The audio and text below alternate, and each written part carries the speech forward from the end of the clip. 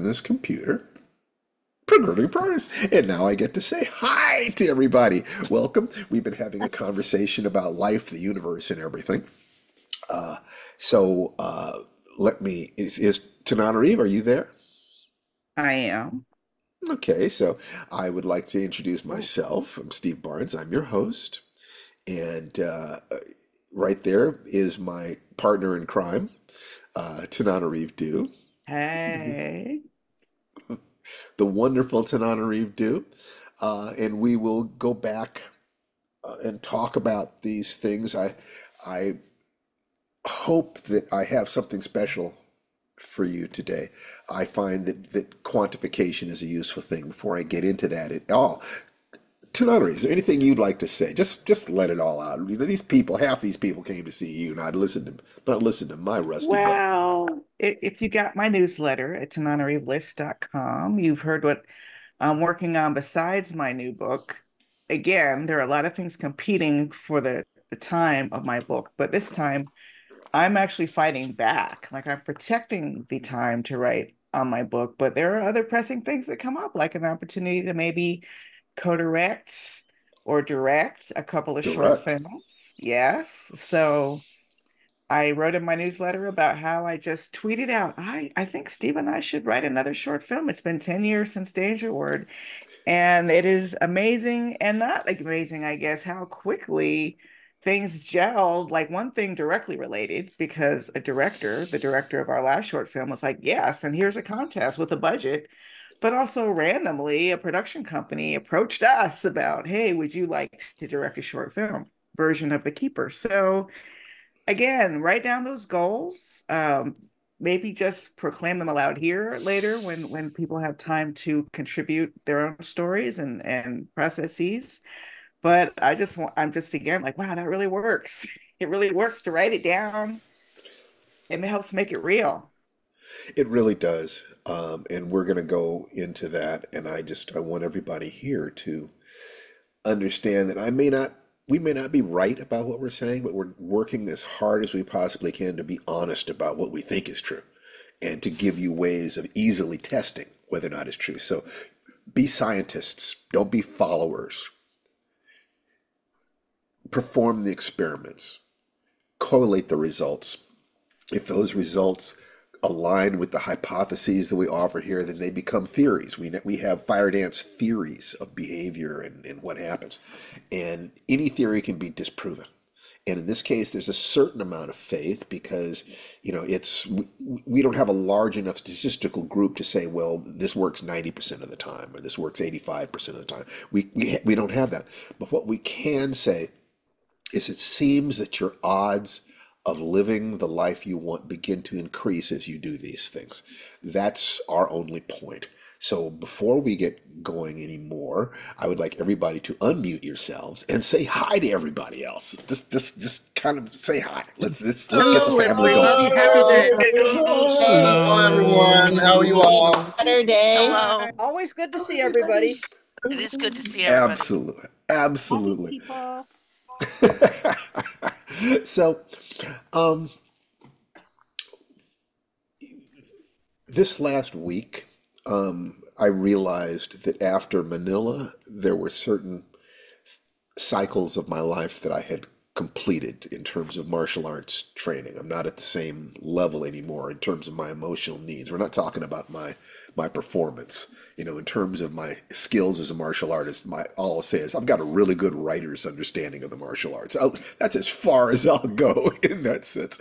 Um, but that freedom of feeling like I had completed something led to a re-examination of all the philosophies because I said that if something happened there that was as massive as the resistance that I was encountering, then I would have to write my book on the magic formula because there's something going on with those five things that I cannot deny, and I need to put it out so that people can test it. And so I'm still working on that. But one of the things I did was reconnect with Think and Grow Rich, which was in many ways the beginning of this entire process. My mother playing the audio, and actually I'll put it into chat. I'll put it into chat. Think and Grow Rich. There we go. So that you can listen to it, because what we have here is a 40-minute condensation of a book that can absolutely change your life. That is an analysis of successful patterns of basically, the most successful people following the Great Depression, including people like Edison and so forth, and Ford and Carnegie and so forth. What did they do? And the principles can be applied to anything. And if the magic formula seemed, when you do these things, you have, map or model, MAGIC, a map or model of what it is you're trying to accomplish, taking daily action, uh, filling yourself with gratitude every day, MAG. You have clear intentions. You keep clarifying your goals. Intentions are goals, and your actions. The C has been elusive to me. Sometimes I say courage. I've said Because you got a courage. I've really said big paycheck. But you congruence. got to remember, in the Dark Knight, Um, and core. It's possible to say core, that your actions should be in alignment with the core of your being.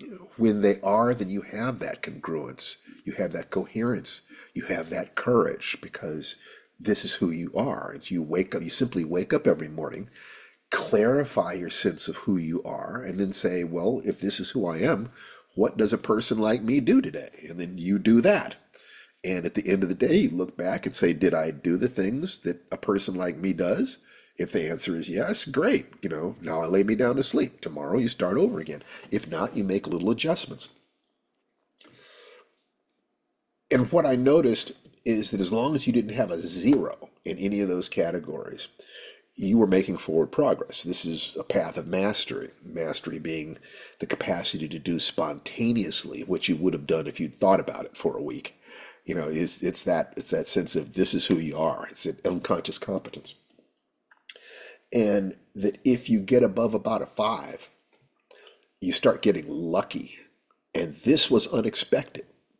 I did not anticipate this at all. That if you're above a 5, phone calls will come out of nowhere. People you haven't talked to in decades will suddenly get back in touch with you with offers. It is the strangest phenomenon, and I can't totally explain it. But if you take a look at Think and Grow Rich, when I got back into it after all those years and looked at it more carefully, because I hadn't looked at it carefully in years, the first 8 steps are practical steps. Okay, you get in touch with a desire, step 1. You find the faith that you can and should pursue that desire, step 2. You do the internal adjustment using auto-suggestion to align your internal and external. Your beliefs, your values, your emotional charges have to all be in the same direction. You don't want to be fighting yourself. You do massive amounts of research, gaining specialized knowledge. That's the 4th step, specialized knowledge in what it is that you're trying to achieve. And the way I put that is you research that thing until you could teach a community college class in the subject that you're trying to get into. When you've done that, you then use your imagination. You start coming up with ideas. Tons of ideas, hundreds of ideas, and you look for the ones that can actually move you forward. So you have to really brainstorm. When you've done that, you begin to organize them into organized plans. Now, this connects very much with the magic formula, because the M in the magic formula is map or model. We're just talking about a map here.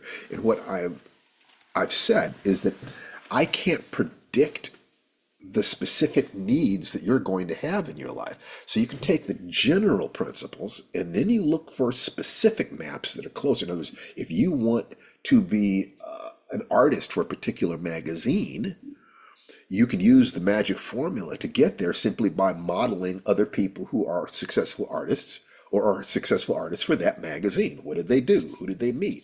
How much work do they do? Where did they go to school? What are their feelings and theories and so forth about working for that magazine? How did they meet anybody? And if the people who work for that magazine, the person that you can find was the son or daughter or niece or nephew of the editor, then you're going to have to look at other magazines and say, well, how did other people get jobs at other magazines, until you find something that seems like a workable plan.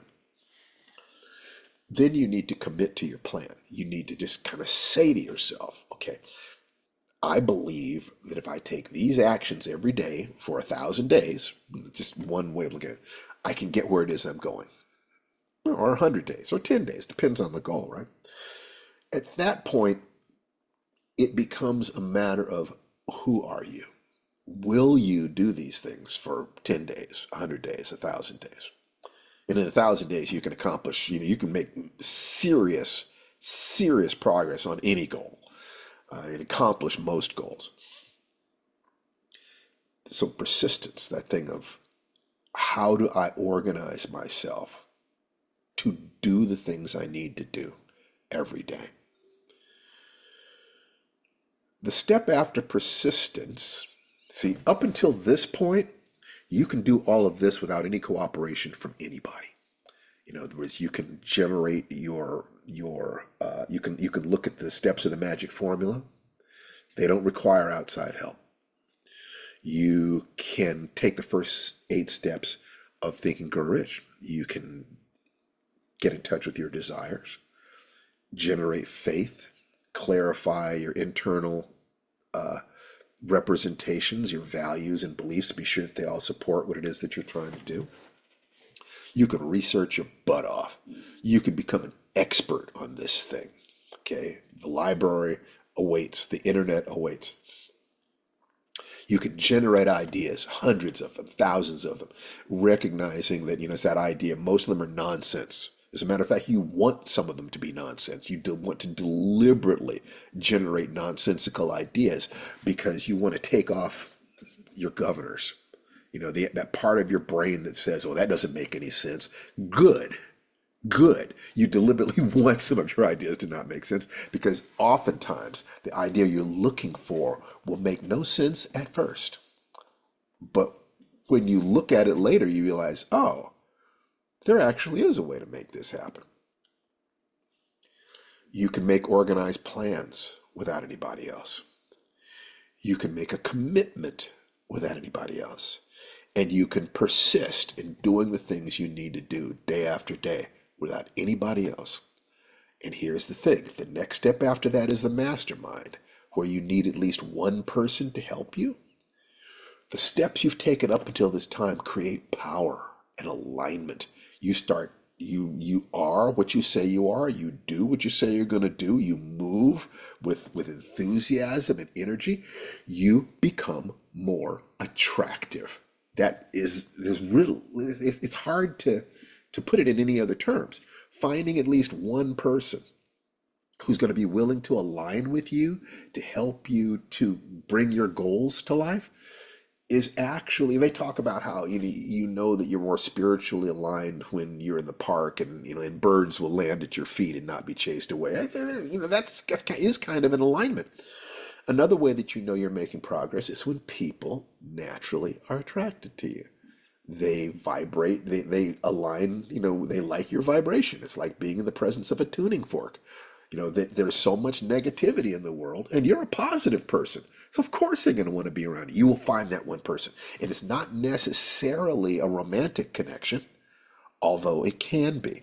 If it's a romantic connection, you want to connect with that person every day. And we've talked many times about what Tananarive and I do every day. She is my primary mastermind partner. And every day we do the blessing dance and we do the love feast, every 90 days. It's like, okay, to recommit to I'm here to make her happy. I'm here to support her. For instance, right now, I don't have goals in my career that I don't already have a finger on. I have to get better at the stuff that we're already doing.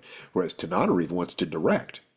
That is a jump in level. So that's not a jump I want for myself, but I'm 100% prepared to support her in this. You go, girl. Let me be the wind beneath your wings. I'll be your producer. I'll help you with this. I'll help with this. With the writer, we'll take the meetings together, and I will create a context in which you can do this because she still has that excitement for it. Fantastic. Take that ball and run across the line, girl. I don't know any better. You're going to. You're going to. Yeah, be careful what you ask for because you're going to get it.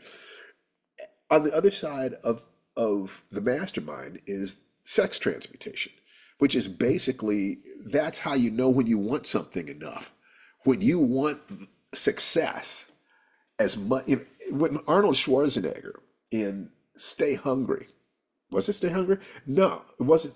Maybe it was Stay Hungry, or maybe it was Pumping Iron. He says that the pump you get from working out feels better than coming. When somebody who is highly sexual says that the thing they do that produces the result is more pleasurable to them than sex, when they can take that drive and put it into something that is non-sexual, that person can't be stopped. That person is going to succeed. You don't want to get it their way. That is a wholly unusual level of focus and commitment. It's like, just get out of the way and watch that train go by. And if that's number 10, sex transmutation, then 11, 12, and 13 get very interesting. And in the book, Think and Grow Rich, he says that what he's about to say about 11, 12, and 13, you are not in a position to judge until you have taken the previous steps. Oh, so once again, we're back to looking at Abraham Maslow, who's talking about how you got to take care of the basics before you go into the more advanced, or the chakras. Taking a look back at that video, choosing virtual background. I'll get this in just a second. That goes from survival through sexuality to power, belly brain, first three, emotion and communication, heart center, intellect, and spirit, with spirit being outside the body.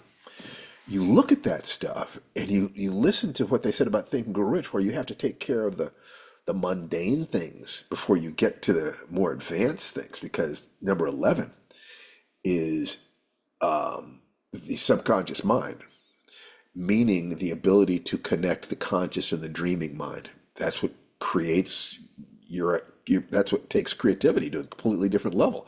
That, having made my living as an artist, I can tell you that all it is having waking access to your dreaming state in some very real ways. That's all it is.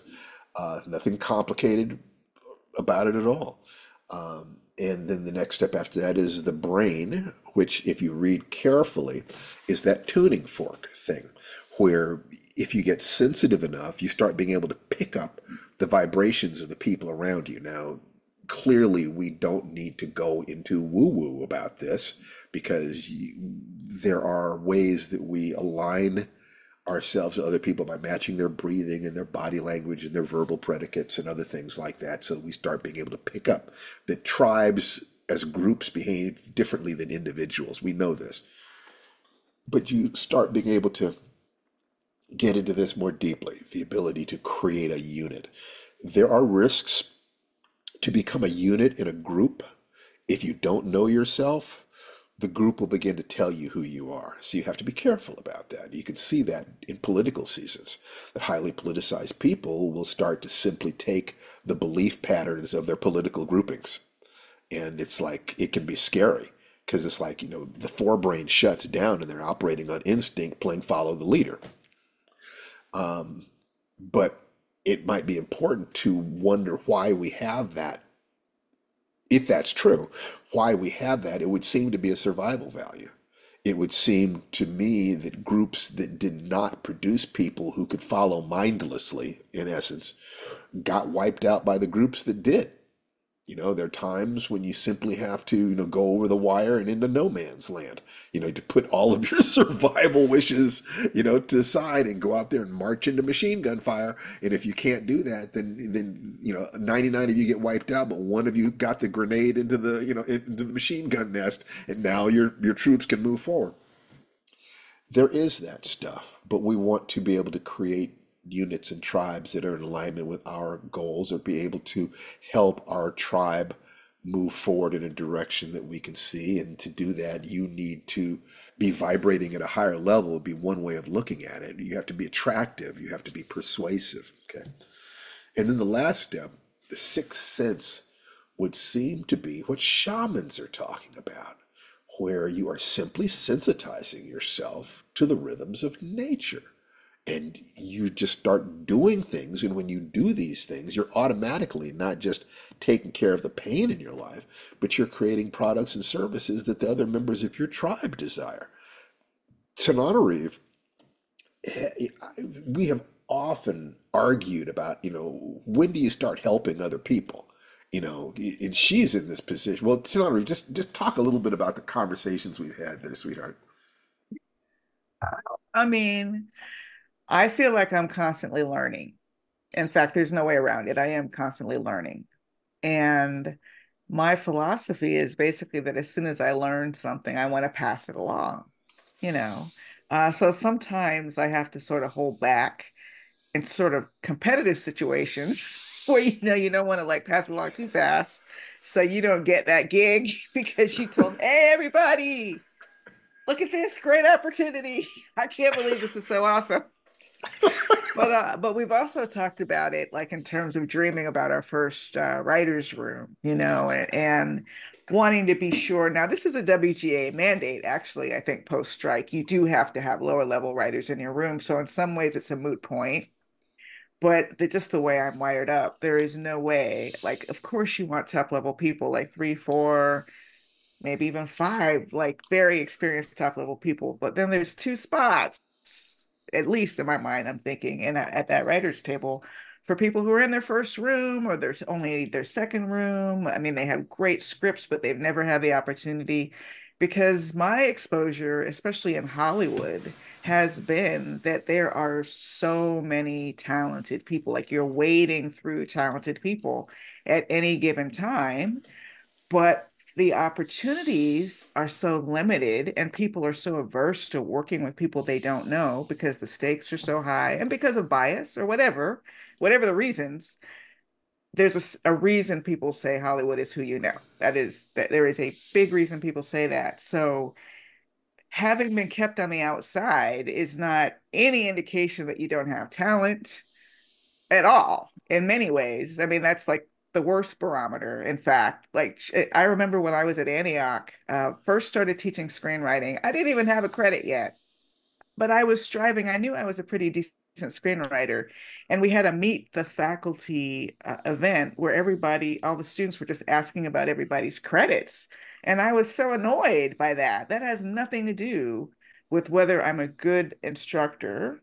And that has nothing to do with whether I'm a good screenwriter. You're looking at this the wrong way. I mean, credits are great, but that's just who's been lucky enough to be in the right place at the right time, who's had enough relationships built up over time and people who rose to positions of influence that they were able to bring them along. The talent piece is everywhere. It's everywhere. So yes, sometimes, when Steve and I have talked about that room, he's like, hey, let's get our show off the ground Yeah, before well, we what's going on there is I come more from survival than you do. yeah. That I've always been the bottom line in terms of my life. And I remember Jerry Pournell once, noticing how eager I was to help people. And he would say, Steve, before you help other people, be sure you have your feet on solid ground. If swimmers are drowning, get your feet on the dock and throw them a life preserver. Don't get down in the water and drown with them. So I can have that attitude. But what I have seen is that your attitude of casting your bread upon the waters, helping people a little earlier. Well, it turns into casting your bread upon the waters because they end up you're creating a tribe. You're creating your own tribe. You're helping all these people. They go out and help other people. They go out and some of them make connections, and now you're going to pass them again. They're going to rise up. Go ahead. Perfect example of this, and another Hollywood joke is that you have to be nice to everyone, including the assistants, because very soon the assistant will be running the company. And that's really not that far from the truth. So as a teacher, I'm in a very privileged position where I have hundreds of talented young people running through my courses every quarter. And some of them are filmmakers, and I have a short film showcase. I let them make a short film for their final project instead of an essay. They love that, and it gives them practice. So I brought one of my former students in as an assistant on the podcast, just to help me with booking, because we produce our podcast by ourselves. And finally, I needed some help. And that's sort of giving her a leg up, kind of training her. Maybe she can be a production assistant where she reads things and comes to meetings. I'm trying to groom her for that. And I told her, that I'd like to groom her for that. Well, Jason unexpectedly said he wants to start doing background work as an actor. And Steve and I just put out word on social media. Well, guess probably the first background job he's going to have is working for this same student who is our podcast booker, who is directing a short film. And when I got a text yesterday from the second AD to get food requirements for Jason on the set, I was like, oh my God, this is real. Well, This it's is and not only actually that, happening. not only that, sweetheart, but he's actually doing an audition for a podcast audio, and we got that because one of the people who reads my Facebook blog, where I post every day about positive things and strategies for achievement, and he basically just said, Steve, maybe this is a chance for me to pay you back for all the good that you've done. Is your son interested in voice acting? So it's like, yeah, when you're vibrating in the right frequency, you attract your soul tribe. And if you're giving to them without any desire to get back, then you don't worry how long it takes. And as long as you're taking care of your own survival, and that's true. I do take care of my own survival. I don't need to worry about that. That's an old version of me that's still scared. Okay, that I've got a partner right now who is magical. Tananarive, you're the real thing, and I can trust. I have somebody I can lean on in that sense, and I can afford to be more open than I have been in the past, and I can afford to have more faith and more trust. It's a And beautiful situation. the other thing Go with ahead. television is that it's so unpredictable. If we were ever lucky enough to get that one season, that might be the only season. You know what I mean? That like there's nothing I want to hold back for season two. This is our, if we get it, this is our chance. This is our chance to be who we are, to provide as many opportunities as we can while we're learning as much as we can, because pushing together against that boulder, that's how we all create change culturally. Like it's yes, it's never one person. And part of building community is bringing people along. And If you I got, don't know if this is Go ahead. relevant or not. Tell me if I'm It's going to rambling. be relevant. Go for it. I like little cute Instagram videos. And that's why people don't go to movies, because cute cat videos are so much fun to watch. But today I saw something, and somebody who knows wolf behavior better may be able to tell me if I'm wrong. But basically, it was describing the formation of a wolf line and all the different categories and how they organize themselves. The lead wolves are the weaker ones, the slowest ones. They set the pace, and the pack walks behind them. Yes, they're more vulnerable if they're attacked, but they also don't get left behind. And then on and on and on. I forget all of the different orders. And the wolf who's in the very rear, the one called the lone wolf, he's actually the leader, walking way in the back. So in between, you have the very weak, and you have the young warriors, and you have the women and the kids, and then you have, like this whole hierarchy with the leader walking in the back. And I love that. I just felt that is so appropriate for how I think groups should move.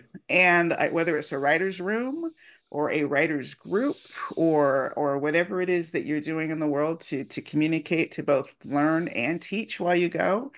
I think it's important to remember that the lone wolf is not by themselves. The lone wolf is not working in a cave. The lone wolf is actually leading just by living his life. No. So You anyway, know, that's all I wanted to I, say. I'd heard that before, and I think that that would, as a metaphor, it would bear to do some research in that because if it's true, and I think it might be, it suggests some very interesting things about how we can be as a society. It's worth looking, definitely worth looking at. The leader should be a servant. Hmm. You know, the alphas that I have known, and I believe that that term is real, were not dominant. They did not insist on respect. They simply were people who the other members of the tribe naturally gathered around and asked for leadership. And I've seen those men and women, and they tend to be quiet. They're not boastful. They simply have that quiet power. That they are that tuning fork They're not thing. running ahead, eat my dust, you know? No, not at all. Not at all. You know, they live for service. As a matter of fact, in some ways, the greatest alpha that I've known was Steve Muhammad, and he is utterly self-effacing. You know, and it's all about the community. You know, and he lives to teach, he lives to give, he lives to serve and protect. God, I love that man. I mean, he's and you know, he has all of the masculine qualities that you could want, but he has them to such a complete extent that he can slip into an almost feminine place. You know, you do not want to challenge him. You do not want to make him go back into that other space. But in terms of that yin and yang of power, yeah, the leader is the servant. And I think that that's a beautiful analogy. Thank you very much, sweetheart. Thank You you. got it. All right. So, what I wanted to talk about today, and we keep getting people in. This is good.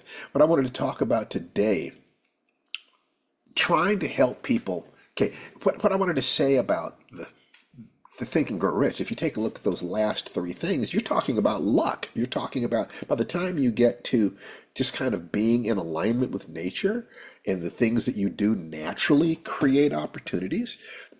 That's the luck thing. After you've been doing that for a while, things come to you and you have no conscious, I don't know where that person came from. I don't know where that deal came from. I don't know why that person reached out to me or whatever it is, but it's just happening for you.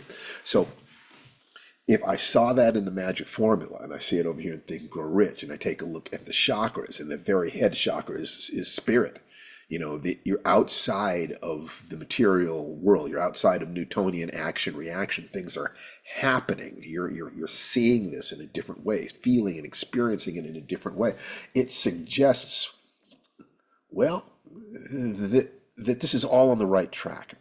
So asking myself, what is what is the best way I can convey these things? And it's a legitimate question, and I don't necessarily have an answer for it, but I can try. And one of the things that I've decided to do is tap into something that I understand, which is the belt system in martial arts. I understand that if you go to, white belt, white, yellow, green, brown, black, okay, and a black belt is basically no more really than touch typing. You don't have to think about where your fingers are on the keyboard, and you're able to flow. You've mastered a certain aspect of the task, but that's when writing really begins. It's kind of hard to write. If you have a theory of character that's instinctive, and you have a sense of plot that's instinctive, and you don't have to look at your fingers on the keyboard, it's easier to just kind of flow. You're entering that space of mastery. But I thought, let me take a look at this. How would I take a look at the system that we are trying to create here, where I'm taking everything that we've learned about physical mastery and emotional mastery and career mastery and convey it to you guys and to other people. I'm working on this book. I'm teaching these things on Saturday. I'm teaching my own son. I'm trying to understand my own life. But would this be useful? So I wanted to do this, and you tell me whether you find it to be useful. All right. So the Firedance belt system, then, raise your hand if you can see this on the screen where it says Firedance belt system. Raise your hand. Can you see that? Okay, great. 2 participants raised hands. The Firedance belt system, each step includes the previous steps. So it's not like you go to a step and then forget the previous steps. The first step to be a white belt, just to get into the system, is the 5-minute miracle breathing. That's at the top of every hour, you do 60 seconds of deep, slow diaphragmatic breathing. You do that at least 5 times a day. Okay. And understanding this and integrating it gets you into the specific game that we're playing for reasons that have to do with performance. There's a tremendous amount of science and physiology and psychology that I could add in neuroanatomy that I could add in this. Not the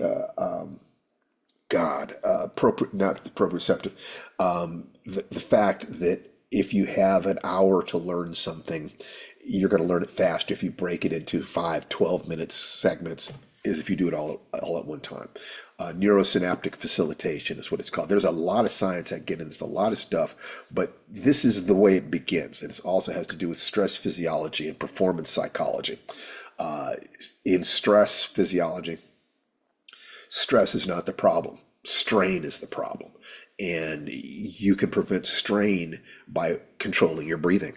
So if you begin to make changes in your life, the first thing that you better believe is that your old life will try to stay the same.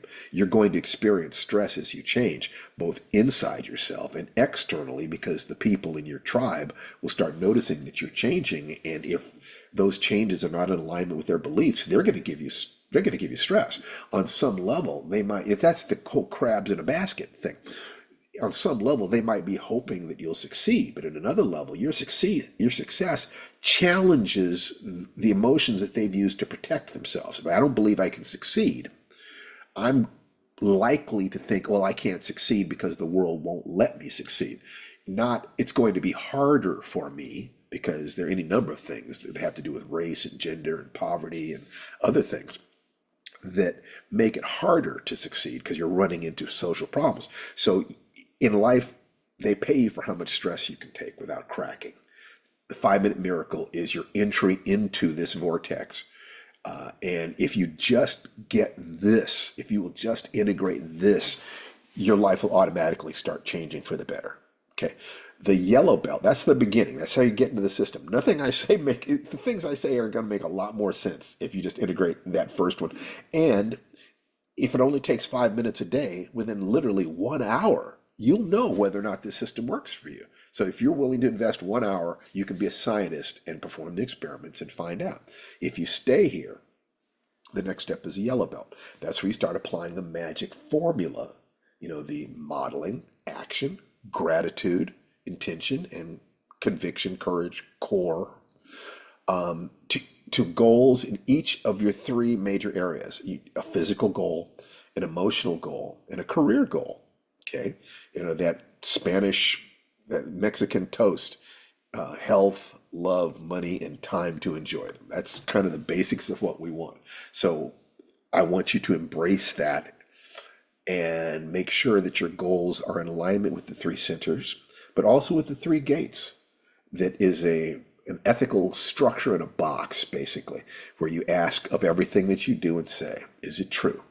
Is it kind? Is it useful? Okay, so that's your yellow belt.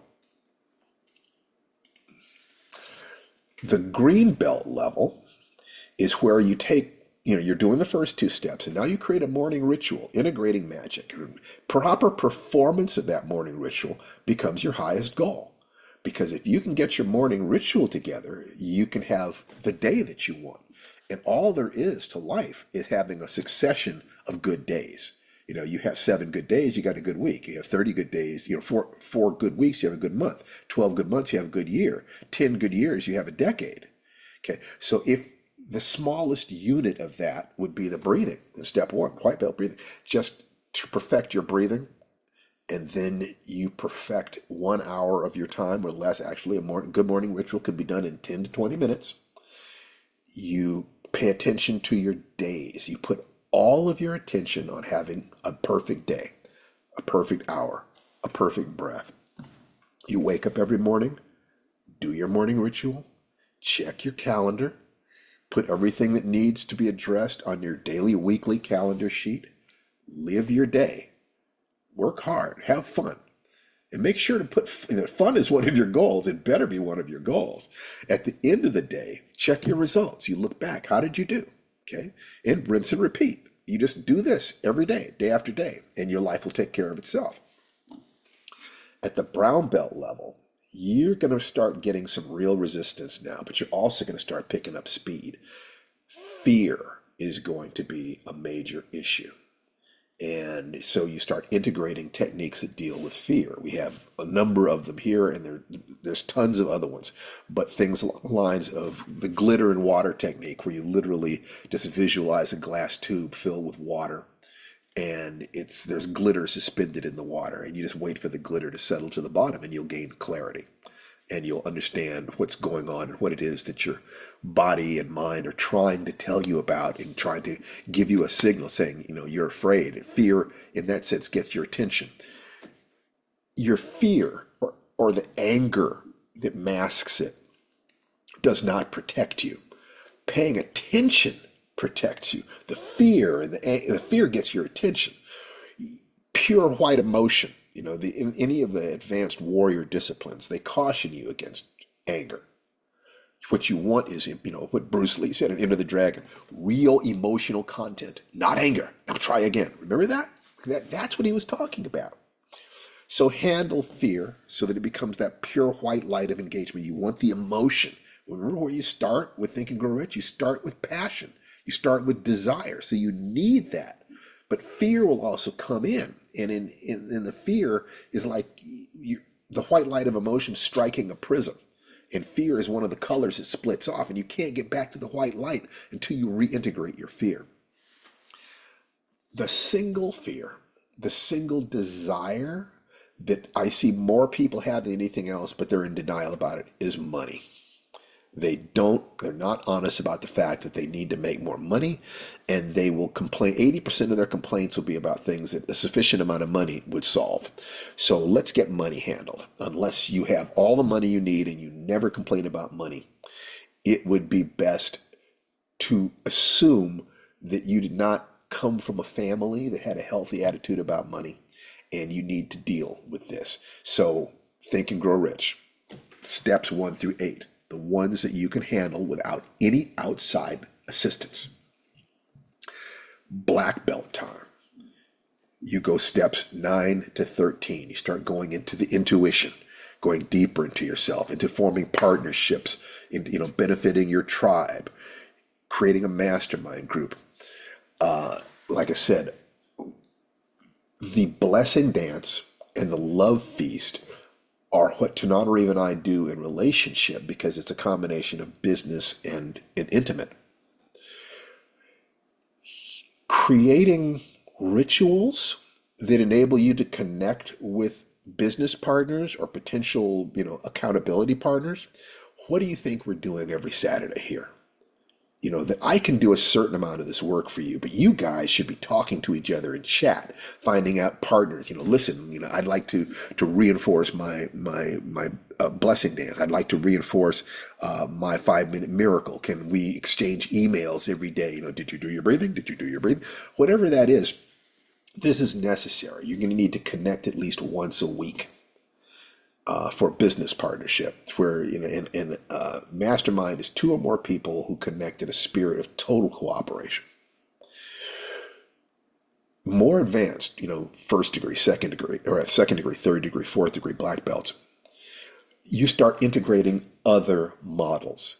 There is no conceivable way that I can give you 3 or 4 simple models that will work in every area of your life. You're going to have to model people who have accomplished the specific things that you want, starting with the resources you have. Better still, if your goal is to be a millionaire, aim at somebody who made $10 million who started out poorer than you did. You're looking for the difference that makes a difference. You're looking to model those people.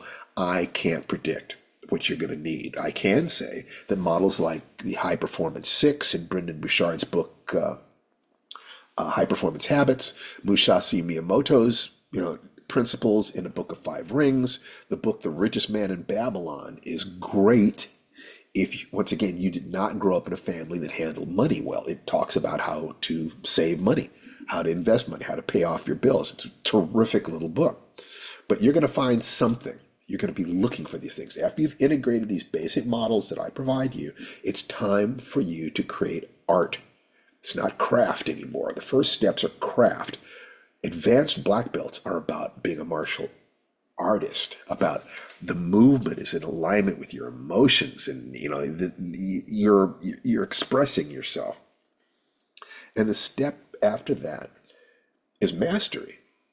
And this is one of the problems, in the martial arts and other things. The true masters don't stay in their old master's art. They go off and do their own thing. So this is where you become free. And all I hope is that you will create your own system. After you've gone through these earlier steps, you create your own system with your own students. A master is always learning, always doing, and always teaching. So you will have your own students. You're not my student anymore, not in that way. And hopefully we'll stay friends and we'll meet along the path, and maybe you'll come back and share some of what you've learned, and we will grow together. White belt, yellow belt, green belt, brown belt, black belt. I invite you to look at this and see whether or not this is reasonable. I also invite you to ask yourself where you are in this process. If you're a white belt, and you haven't integrated the breathing, then that's your start. And I would suggest that you apply the steps of Think and Grow Rich to integrating breathing into your home practice. That you start with a desire to do it. You need to have faith that you can and should do it. Align yourself so that that you have that. Do the research you need to understand why you do it and what you're going to get out of it until you have enough motivation. You make organized plans. Okay, let me set my smartphone. Let me have a partner who's going to get accountability. Let me put up signs in my office, whatever you need. You make a commitment. And at the instant you make a commitment, it stops being about the practice and starts being about you. Do you keep your word to yourself? Or don't you? Because once you've gotten this far, all you have to do is keep your word to yourself and you'll make progress. The danger in this is that you don't get to blame the outside world anymore. You don't get to say, oh, if only my parents had this, if only the bigots had that. You don't get to say those things anymore. You have to take responsibility. And whatever tribe you associate with, whoever your people are, whether you define that in terms of gender or race or sexual orientation or profession or politics or anything else, they desperately need people who will stand up and say it is possible for us to live lives of satisfaction and health and courage and success, that we can have health and love and money and time to enjoy it. So, that's my talk today, and what I'm going to stop sharing here, and I'm going to take myself off of the spotlight, and I'm going to invite people to raise their hands and ask any questions they have about anything that I've talked about here, or things that I talked about in previous weeks. This is your time. If, challenge me, if you think, oh, I think this is bullshit, whatever you want to say, this is your time. And the only way this is going to work is if you'll say, well, I'd like to change this in terms of my body. I'd like to have this in terms of my emotions. I'd like to have this in terms of my career. I see or I don't see how any of this applies.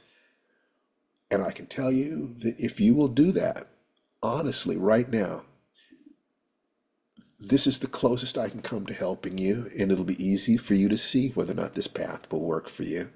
And in you having the courage to ask those questions, you're helping other people learn too. So, what do you think? And let me see, volunteer or you will be voluntold. So let's see who's here.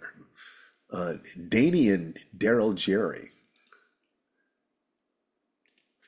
Hello there. Unmute Hello. yourself. Hi. Hey, how are you? I'm Hey, doing how great. are How you? are you? Yeah, it's just I'm well. fine. I'm well. Yeah, good. So what you thinking, buddy? Well, I'm I like what I'm hearing. Obviously, I've been coming for a while now, for a few months, but I'm still you had said earlier, and I kind of you said earlier about applying the three said the three Th- centers The three centers and and the the three three gates. yeah. And I was writing them down, but I got the three gates. But can you just like elaborate a little bit more on the three centers, Sure. please? Belly, brain, heart center, head center. Just, there is Okay. your hips approximately, Oh. or your belly brain, your gut instinct. That's survival instinct. Mm-hmm. Okay. It Mm-hmm. warns you when there are predators or prey around. Your heart center, and it's critical to get your survival center activated because that's what keeps you alive. Okay, that's what warns you about danger, and that's where your energy is going to come from because you can take anybody, no matter how depressed or even suicidal they are, stick their head in a bucket of water and they'll fight for their life. It's just universal. It has nothing to do with your emotions. It has to do with that core. So by getting in touch with that, you found a source of infinite energy. The truth is you can work yourself until your body just burns out. So we don't want that. But people who talk about how they don't have energy or they don't have motivation, they simply haven't connected the thing they need to do to their survival. Okay, it's something Yeah. maybe they should do, but they're not thinking, I've got to do this. Okay. Mm-hmm. The heart, once you've got your survival, your heart center, love, love and fear. And you look at both of these things, and the antidote for fear is faith and gratitude. So you want to fill yourself with gratitude for the good things in your life and what you've already done. And every day you live in gratitude. And this is what the predators and the oppressors and the abusers do not want you to do. They do not want you to be proud of yourself. They do not want you to feel grateful for your past and have confidence that you can make your future happen. So this is a revolutionary act. Self-love is a revolutionary act. Okay? And so if you've got your survival handled, you will find that you feel more and more able to just open your heart and love the world. You start seeing anger and violence as people's fear. And you will either protect yourself because you've connected with your survival self. So that's the first thing is bare your teeth. Tear somebody's throat out with your teeth if that's what you need to do. But you also gain the ability to love your enemy. And you will notice that our greatest human leaders had this thing. They could move Mm-hmm. beyond anger and fear to love, but they were also strong. So you have to be strong.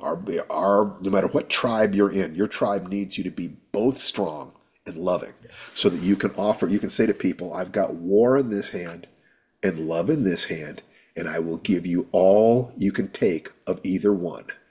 Choose. And if you're coming sincerely, they'll choose love. They'll choose love. They will. But you have to actually be prepared to give them war.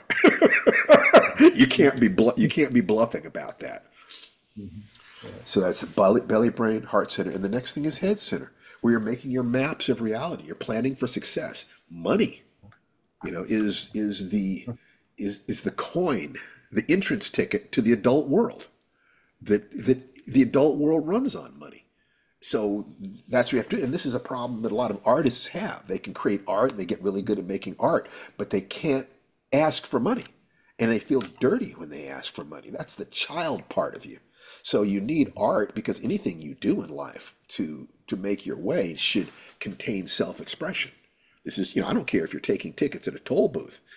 Dance, have fun. I mean, this is your life. Have a good time. Either get into it or get into something else. Either love what you do or do what you love. Either one works.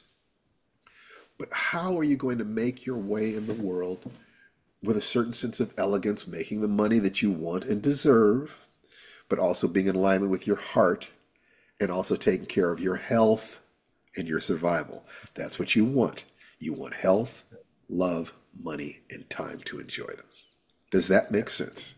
All right. That And if makes you take care, perfect. Thank you. if oh, you are so incredibly welcome. And if you do those things, then the world of spirit opens because selfishness is not a problem.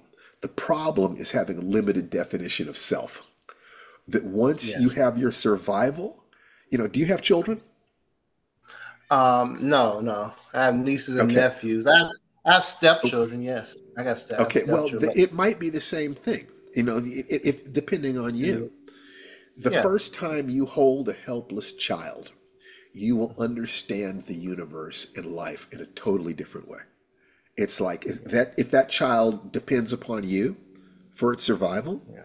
it looks in your eyes, you look in its eyes, and a door in your mind and your heart open. Oh, this is what life is. I am the father of this child. Okay.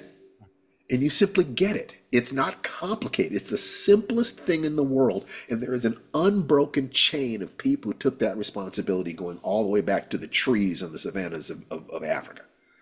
Yeah. It's in alignment with nature. It's the most natural thing in the world to hunt and gather and protect our families, to learn to love, to understand our map of the world, to have the time to ask, what is it about? Who am I? What is life? And to expand our sense of self to begin to include children and our families and our communities and ultimately the whole world. And you sit at the middle of a circle of life, first taking care of yourself. Always do that. There is people who open their animal drive, their belly brain, without their heart and their head become predators. People who open up their hearts without having connected to their survival set become victims. And people who open their heads without opening their hearts, their bodies become libertarians. No, I'm just kidding. They become intellectuals who are separate Yes. from the who become separate from what life is. Hmm. Perform experiments, test it. You think that X is true? How did you test it? That's what your head is for. But if you connect with your body first, then you're automatically testing. Okay? Does that Yes. help? Okay. That helps a lot. Thank you. Fantastic. I'm could not be happier. Always ask the questions. Always ask the Okay. questions. Okay, All right. so let's see. Let me move on. Remove spotlight. Remove my spotlight and see who is next. Who's going to raise your hands next? Who's going to raise their hand next? Next. Jocelyn Lofton. I have no idea who Jocelyn Lofton is, but I would love to find out. Oh my God. Oh, you're God. That's right. Yeah. I didn't want you to call on me. Vicky put her hand Oh, up. well, we need your wisdom and beauty and your vulnerability and your power. Hmm. So ask any question that you want. Well, I right now I wanted to raise my hand, but I'm so full with the last answers because they were new to me, so I couldn't write fast enough. But what is it that I would like to say? I just think this is like my fourth time here, and I think this is really inspirational. I want to be a scientist. I want to do all the experiments. I've been doing the one sentence a day. I'm working towards writing a story a week. I'm organizing my house so that I can take all of my other projects out of boxes and start working on them so I can finish them, because I'm one of those people that has a lot of projects. I do a lot of things, but I don't complete them. Ah, got it. So that's my, All you right. know, So to get in this system, if you try to make changes like that, you stress yourself. So the first thing in the system is the breathing. Integrate that first. Even though if you quote unquote just want to be a writer, understand that being a writer still comes from your essence. It comes from your being, your soul, your heart. So it doesn't matter what you want. And art, as much or more than anything else, demands that we be capable of being courageous in dealing with the stress. How else are you going to tell the truth? The world is going to encourage you to lie. The only thing you have to offer the world is your uniqueness, your beauty, your power, your perception. That's it. And it's enough. So the way to get into this system, start with the breathing. Go to, I'm going to change my background picture. I'm going to spotlight myself. Okay. I'm going to spotlight myself and I'm going to see, add spotlight for you. Okay, great. And I'm going to change. Hi there. I'm going to change this to this. So what you want to do is you want to go to YouTube and look up diaphragmatic breathing. It is proper breathing. If you've done Qigong, Tai Chi, yoga, studied opera, then you know how to breathe from your diaphragm. That is what but healthy breathing is. I don't want to interrupt you because I have much respect, but I do teach breathing. I'm a Good. dancer. That's the first Great. thing okay. Fantastic. Okay, so what you do is set your smartphone for an alarm at the top of every hour. And if you're in good shape with your stress, you only need to do it 5 times a day. If you're having stress problems, you should do this every hour. So every hour, at least 5 times a day, you do 60 seconds of deep, slow diaphragmatic breathing. Simple as that. You got your white belt. You're in the door. Now we can start helping you. Okay? That's Excellent. where that's where you start. So you do that for a week, and you come back and you say, I'm ready to start training for my yellow belt. Great. So you take your goal as a writer and some goal physically. You're already a dancer, so maybe it's a performance or to learn a new technique or to get, something like this that has to do with your physicality. A goal that has to do with your physicality, a goal that has to do with your emotions, meditating, a relationship, whatever, and a goal that has to do with your career, your writing.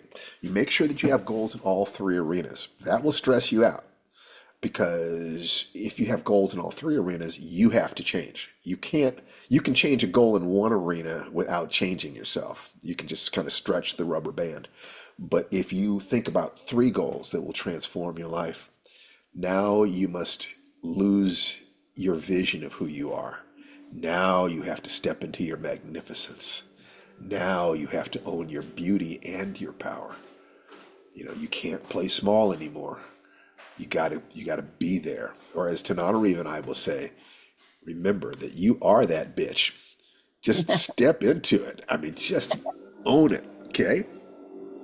So if you take a look at what we have there, when you apply the magic formula, you find a mapper model, you take daily action, flood yourself with gratitude, clear goals, and a constant investigation of who are you really, so that your actions are in alignment. You're dancing. When you've danced into the danger zone where the dancer becomes the dance, that's your core self. Ego is not there. This is dance. This is you floating on a river of dance. It's moving you, right? It is happening. Mhm. You want that sense of it happening in your relationship to your own heart and the heart of at least one other person. And you want that sense in your career where you are creating stories that now express your heart. but also with your mind, you're looking at marketing. You're studying the market. You're saying, okay, there are 1,000 different ways I could express this aspect of myself. How do I do it in a way that makes me some money? Just have total faith in yourself and you build that, and that's your yellow belt and your green belt, where you begin to create a daily ritual where you are reinforcing these things, where you are stepping into your power, where every day from 10 to 20 minutes minimum, you're going to get it right. The rest of the day might get away from you, but you're going to get this right. And if I don't have 10 to 20 minutes a day, I'm going to at least take that 5 minutes, 60 seconds at a time. No one is going to take that away from me. It's like doing a sentence a day. The minimum is the breathing. The minimum in writing is a sentence a day. The minimum in with your heart, if you're in a relationship, might be what Tananarive and I do our blessing dance. That it sets us up for the whole day. If you don't have that, then it might be visualizing the child within you and nurturing her and telling her that mommy is here and loves her more than anything in the world. And then sit back and listen to what that little girl has to say to you. Because if you make that connection, she will say loving things that will empower you in a way that is absolutely magnificent. There are ways you can improve that and grow on that, but that's kind of the basics. We would love to help guide you along this process. We always do and of course we've got our courses at www.lifewritingpremium.com, and we do, and they're fantastic courses. But what the most important thing is building this community right here, where you guys can talk to each other in chat while I am rattling on and compare experiences and build unity. If you will do that, we can get you to publication. That's actually the easiest part of it. But once you've done that, deciding that you're going to go forward and get better and share more and help more people, that's a higher calling. That'll depend on you. But if you just want us to help you get published, we can do that. Sure, we got that. We got that covered. Okay. Excellent. Thank you so much. I Oh will get God, on this. I will get yeah, on it. Yeah. yes. Now you're Because talking. Get I on it. love that. Get You on it. said that a couple of weeks ago, and I've been saying it for every day that I am that bitch. There you go. I love it. Absolutely, absolutely, in the absolute best sense of the word, that you are. That a female dog will bare her teeth to protect her children. She is that bitch. She has no conflict about that. And your children is the little girl inside you. Any children who are under your protection, any hearts that are under your protection, and all of the ideas that you're going to express in the form of dance Mm. or storytelling. They are all your children. And in protecting them, you are that bitch. So Excellent. therefore, they are safe. And if they are safe, they will be loving. And if they are loving, they will hug you and give you all the energy that you need. You see how that cycle works? And Uh-huh. this is I, exactly what abusers don't want you to understand. This is exactly what racists and I sexists, totally understand that too. yeah, they do not want this. What They I am don't want saying right here is it. anathema to them. So we are in revolutionary mode here. I want to create and serve an army of divine warriors who will Wow. go out. Yeah. Yeah, that's my commitment. 1 million awake, aware adult human beings. We can transform the world together. And you aspire to mastery, go off and do your own thing, and think of me fondly from time to time. That's all I ask. You take care, sweetheart. All Thank right, you. excellent. All right. So we're having some fun here today. Oh, yes, Rachel Heslin. Rachel! Yay, Rachel! Hello there. Hi. I'm still out here. Um, I ran into some which could have been a major setback, but I'm looking at the time. I won't go into deep things, but when you were talking, Okay, hold on for a second. I'm going I to know mute it everyone and then happens. you unmute yourself. Hold on. Mute all. Okay, now unmute yourself, Rachel. Yes, there you go. All right, so go ahead. Um, the listening to you talking with Jocelyn made this pop up that it seems really relevant. One of the things that made parenting so much easier for me is when I clarified that my most important role as a parent is to have more faith in my kids than they have in themselves. Uh, oh my God, that's And beautiful. That's actually beautiful. this this last week, I won't get into all the details, but I did have what could have been a major setback from my amazing story last week. And I'm just feeling like, why do I even try? Why do I bother? Da da da da. And then I thought about it and it's like, well, hold on a second. If I'm striving to have more faith in my kids than they have in themselves, and another one of my goals is to model being an awake, loving, compassionate human. What if I have more faith in me than I have in myself? And that sounds really weird, but it clicked. And all of a sudden, it was like you had posted something today. It was today or yesterday on Facebook about having a partner who reminds you of that. And the thing is, when I felt that, I could feel my husband holding me. And just something about switching that on, having more faith in me than I have in myself. It's like, oh, well, maybe I can do it. And it changed things.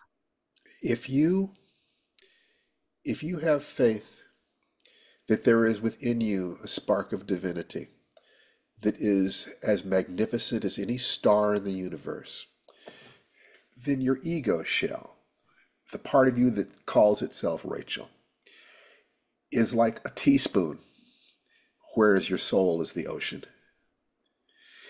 To have faith that there is something beyond our concepts of self steps completely out of the damage that life does to us, whether they are human damages or just the way we scar ourselves up bouncing off the walls and barking our shins on the coffee tables of life. Yeah.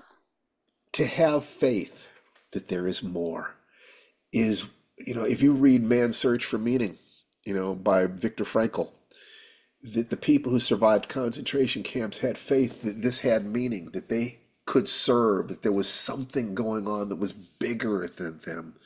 You find something to believe in that is bigger than your ego. And you live there.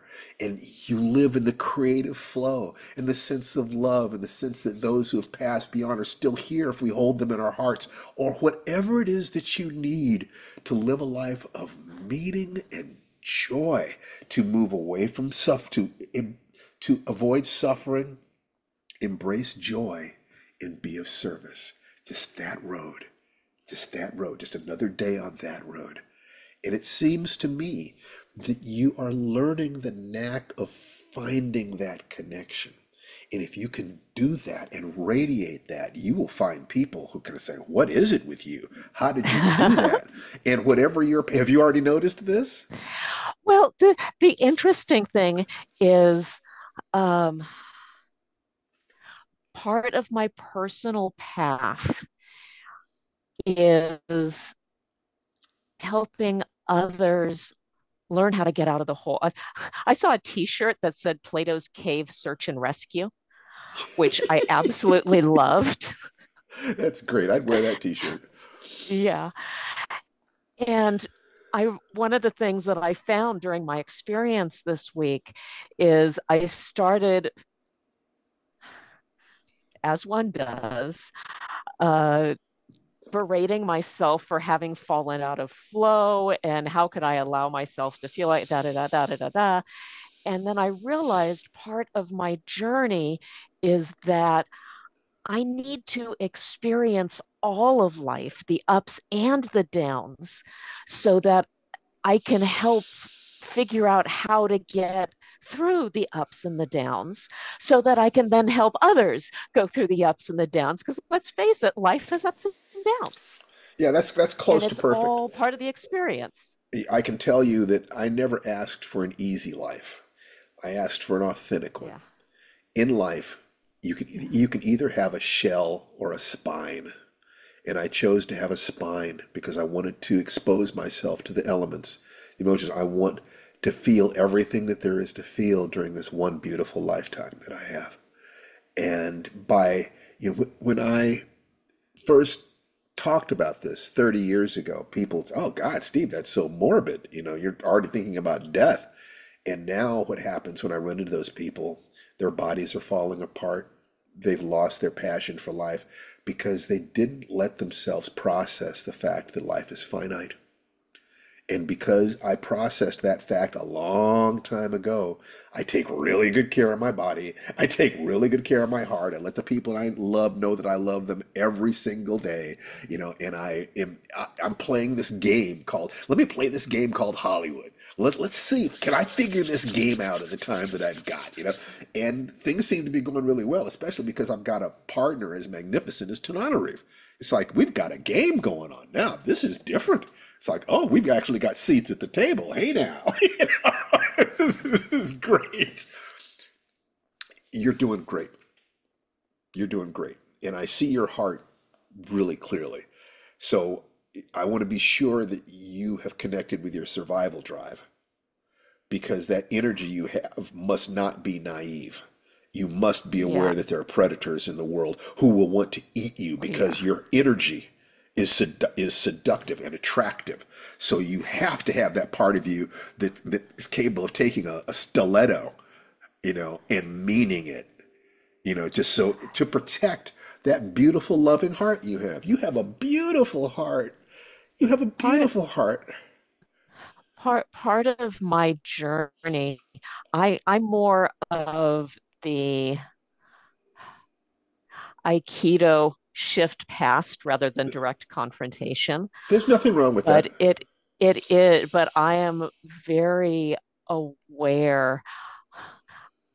I used to be very upper chakra, just very light and fluffy and da da da da. And over the years, dealing with grief, dealing with life, I've managed to sink my roots deeper, and it's a lot harder to knock me over now. Good. Now, one thing to remember about Aikido is Aikido was an advanced form. That Morihei Ueshiba originally only allowed black belts in judo and jujitsu to practice. So they were people who already knew how to kill. Now, let Yeah. us be peaceful. So as long as you can make connection with the part of yourself that would bite somebody's throat out with your teeth, now you can be peaceful. And Oh, it's yeah. actually a lot easier to be peaceful, and people will not mess with you because, like I said before, you can literally look at them and say, in this hand is friendship, in this hand is war. I can give you all of either that you want. You don't say that, but that's your attitude. You watch their aggression with a slightly dispassionate, it's like, oh, that's so interesting. He's left his center line completely open. His throat is right there. But I'm going to be very nice and I'm going to be polite. I'll do this because you're safe. You know you're Yeah. safe. You have contact the part of you that's capable of either fighting successfully or dying with honor. And once you've made Yeah. contact with the fact, either one of those is pretty okay. The fact is that you know he can't do anything to me that life isn't going to do anyway. So I make my Yeah. peace with the cycle of life. And now within that peace, can we have joy? Can we have love? Can we have contribution? It's critical. When I meet people like you, I want to be sure that that they would defend themselves. Be absolutely sure that there's nothing standing between you and every animal's right to defend themselves. Once I know that, then let us just be loving together, shall we? Yeah. All right, Rachel. Yeah. Thank you I've very much. Okay, so let me see what else we got. So, Vicky Solomon, you have your hand up, sweetheart? I Yes. do. I do. Talk to In me. fact, I can lower my hand. Um, I just wanted to tell you a couple of very short things that have happened. Please. Uh, I've never thought of myself as being, that good or like I'm always falling short and stuff. But you and I were talking one day, and you pointed out that I have mastery when it comes to marriage. I've been married 43 years and it's getting better. Fantastic. That is absolutely mastery. I hope you're writing articles on what you've learned because No, masters are always learning, they're always doing, and they're always teaching. The road of mastery, to be able to own that and to have joy with that and to make the world a better place with that. I invite you to own your mastery. I will consider that. Um, I don't think of myself as a writer, though. The Oh, other well, then thing you could is, you could do videos. You could just talk about the conflicts, the things that you've learned, and the pain that you went through learning it, and how important. You have any idea how desperately people want to believe that love is possible? You can save hearts and lives. I mean that.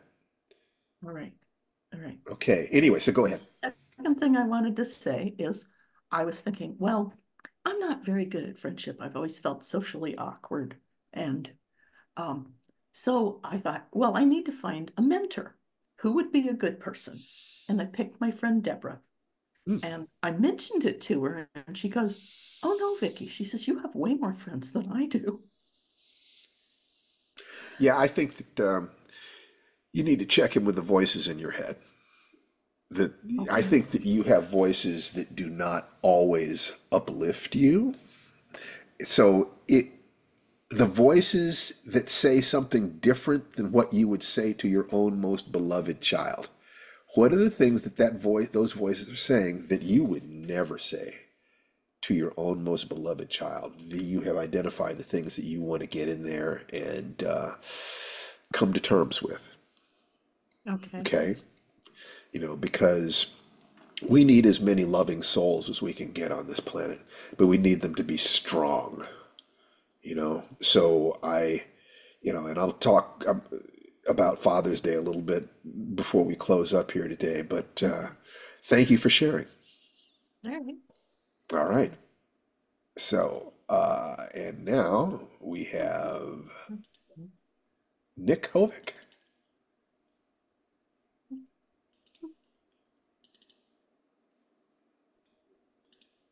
So, Hello. Nick, Hi. hello. How are you? You're doing well. I'm fine. Yes, you are. I'm just going through a really interesting, I hope it's the culmination of a lifetime of uh, misunderstanding what it means to be open and love to another person.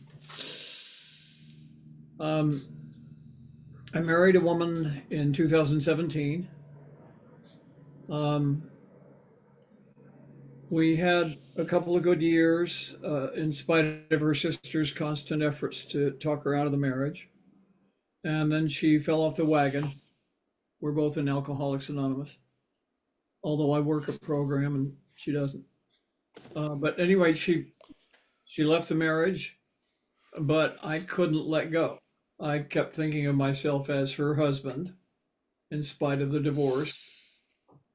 When she needed money, if I had it, I would give it to her. Not great amounts, but whatever. If she needed a help in some way, I'd try to give it to her. She was often disrespectful, which is something men don't deal well with. I don't either.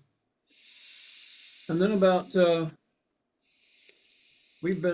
she came back to this area and got settled into a little apartment in a neighboring town. And she's been doing keeping my books for my business, which I had taken away from her for a period after she divorced me because I just didn't know whether to trust her or not. At any rate, about 2 weeks ago, she goes to my church. We're both in the choir and so on. And I had mentioned that I'd gone to a friend's house to watch a movie, and it is a friend. This is a lesbian gal that I know who is an interesting person.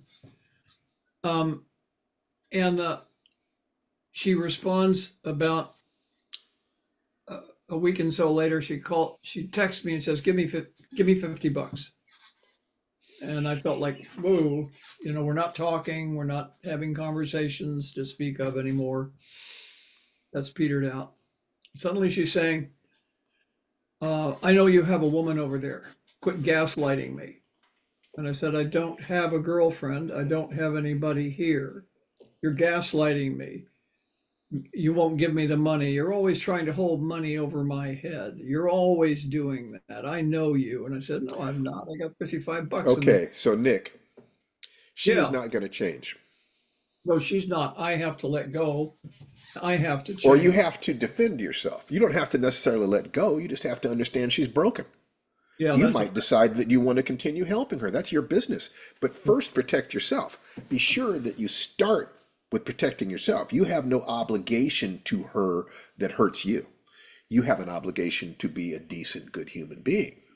But that okay. does not mean allowing people to manipulate you or use you. She is manipulating like crazy because she has nothing. She is desperate and she has her hooks in you and she knows it. So she is going to, that's going to be a bad situation because she's desperate. Drowning swimmers will take down the lifeguard. Oh, yeah. She's desperate. Life has not turned out the way she thought. The little girl inside her is desperately unhappy and terrified. So what you have to do is realize that your responsibility is to be happy, is to move away from suffering, embrace joy by coming here on Saturdays and hanging out with us, because we will always support you. We will always give you, just what it is that we need to hear, that we have the right to be happy. The meaning of life is to be joyful and of service. Now, as long as you're taking care of yourself, there's nothing wrong with all considering her to be your private charity. Yeah, okay. Your choice. I mean, absolutely your choice. I have done that with people countless times, Well, but just I like don't in let them. AA, if there's somebody in AA, I want to walk through the steps, for That's right. example. You know, That, but I don't let them you're into part of my life. you're her part of her tenuous connection to life. She Hmm. knows that she's being, that she's not being good. She knows, and she's desperate, and she probably has contempt for herself because she can't control it. So what you can do is first take care of yourself. You have to start by taking care of yourself before you open your heart. The biggest mistake you can make is opening your heart without engaging your survival drive, or engaging your survival drive without opening your heart. That is exactly what I wanted to bring here to you right now today. In another relationship, I opened myself up in a way that uh, caused, well, I took an action for purposes of my own that got mistaken as sexual assault. And then, Oh, yeah, awful. And the person reported this to the police without filing a complaint.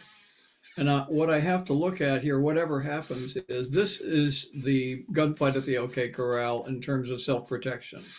I am I obviously have very serious need to own that survival core that you talk about. yeah. That I I would. have the right to go to any lengths to keep myself safe. Well, I think that you have the right to go to any ethical lengths within That the three yeah gates. yeah yeah Is it true? Is it kind? Is it useful? You don't hurt innocent people. no, But it could very well be that you never want to be around this person again without a tape recorder. that's right, exactly. You want to record, it's like, and there are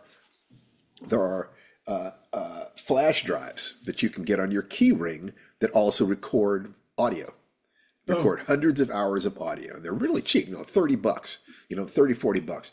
hmm. And what you could do is if you're going to talk to this person or be around this person, No, no more. never be around them again unless you're recording everything that is said.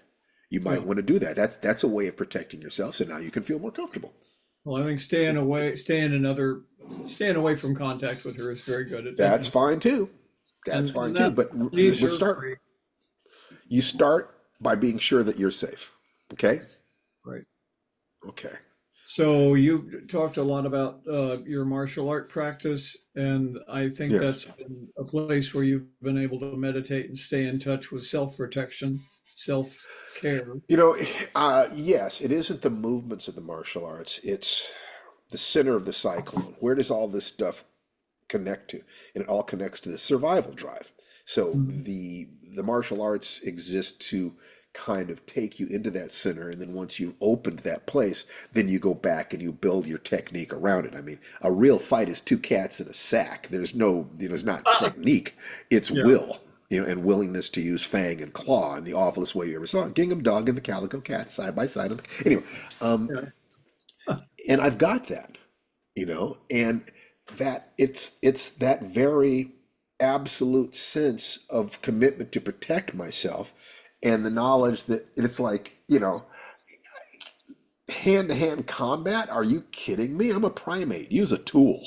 I mean, the world is filled with tools. I don't go anywhere where there isn't something around me that I could use as a weapon. So it's like, I'm not going to fight these youngsters. This is no game. I'm simply going to kill them. I'm not going to give somebody any excuse at all to have a legitimate reason to want to hurt me. I'm going to be the sweetest, nicest, most honest, giving person possible. If they attack me, they are attacking nature.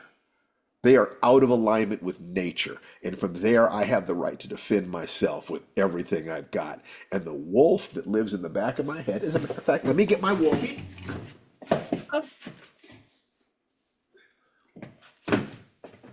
And here is Lobo. Here is little Lobo. He is my pet wolf. He lives inside my heart. And he knows that if he's ever needed, I will turn him loose. But until then, he's just my warm and fluffy Lobo. That's all he is. And we can be friendly, can't we? Can't we, Lobo? Yes, we can. Okay. But underneath all of that, understand that I'm not kidding even a little bit. Not even a little bit. That I am the bottom line for the safety of my soul, my spirit, my ethics, my family. Yeah.